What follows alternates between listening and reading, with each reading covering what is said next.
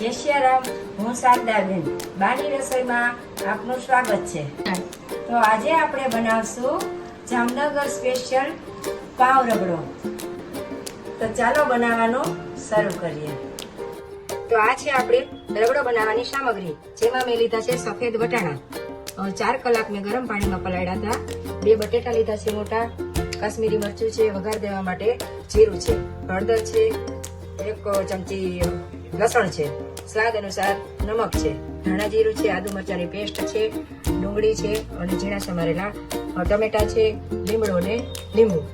હવે આપણે વટાણા બાફવા મૂકશું. એમાં મેં 2 ગ્લાસ પાણી ઉમેર્યું છે. તો મેં અહીંયા 1 વાટકો વટાણા લીધા છે, એ આપણે હવે કુકરમાં બાફવા મૂકીશું. અને આ 2 બટેટા ઉમેરશું. બાફવામાં જ આપણે હળદર ઉમેરી દેશું, થોડું નમક ઉમેરશું. તો હવે આપણે ઢાંકણ ઢાંકી દેશું, 5 વિસલ થવા દેશું આપણે. તો આપણા વટાણા બફાઈ ગયા છે.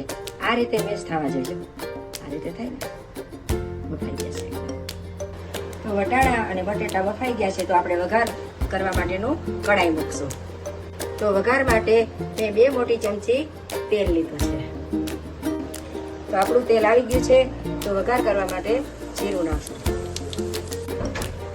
લસણ નાખશું. અમારા ઘરમાં લસણ ખવાય છે, તમારે ન ખવાતું હોય તો સ્કીપ કરી શકો છો. ડુંગળી નાખશું. ડુંગળીને શેકવાર સાતળશું. ડુંગળી, લસણ અને આદુ મરચાં સતળાઈ ગયા છે. તો હવે આપણે એમાં ટમેટા ઉમેરશું. તો હવે આપણા ટમેટા ચડી ગયા છે. તો હવે આપણે એમાં મસાલા કરશું. સ્વાદ અનુસાર નમક નાખશું, 1 ચમચી ધાણા જીરું નાખશું, 1 ચમચી હળદર ઉમેરશું, 2 ચમચી કાશ્મીરી મરચું નાખ્યું છે. એમાં ગરમ મસાલો નાખશું. મેં આ ગરમ મસાલો ઘરે જ બનાવ્યો છે. તમારે જો આ ગરમ મસાલાની રેસીપી જોતી હોય તો કમેન્ટ કરજો. તો હવે આપણું તેલ છૂટું પડી ગયું છે. હવે એમાં આપણે વટાણા ઉમેરશું.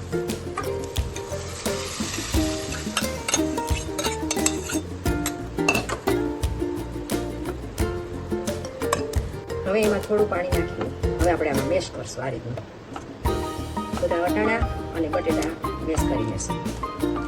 તો હવે આપણે 2 ગ્લાસ પાણી ઉમેરશું. હવે આપણે આ રગડાને ઉકળવા દેશું, જેથી કરીને મસાલા મિક્સ થઈ જશે. મેં અહીંયા 1 ચમચી જેટલો લીંબુનો રસ લીધો છે, એ આપણે છેલ્લે ઉમેરશું. તો હવે આપણો ચટાકેદાર રગડો તૈયાર છે. મેં અહીંયા 1 પાવના પીસ કરી લીધા છે. હવે આપણો આ રગડો ટેસ્ટી બન્યો છે. એ પાવ ઉપર આ રીતે એમાં ફેરવશું. હવે મસાલાવાળા દાણા, હવે અહીંયા ઝીણા સુધારેલા ટમેટા, હવે એમાં સમારેલી ડુંગળી નાખશું. હું અહીંયા લસણવાળી ચટણી નાખું છું. તમને જો ન નાખવી હોય તો સ્કીપ કરી શકો છો. હવે એમાં આપણે ખજૂર આંબલીની ચટણી નાખશું. હવે એમાં આપણે સેવ નાખશું, દાડમના મારેલી કોથમીર નાખશું. તો આપણો જામનગર સ્પેશિયલ રગડો તૈયાર છે, ચટાકેદાર, ચટપટો. તો આ રગડો તમે ઘરે જરૂર બનાવજો. તો રેસીપી ગમી હોય તો મારી ચેનલને લાઈક, શેર અને સબસ્ક્રાઈબ કરજો.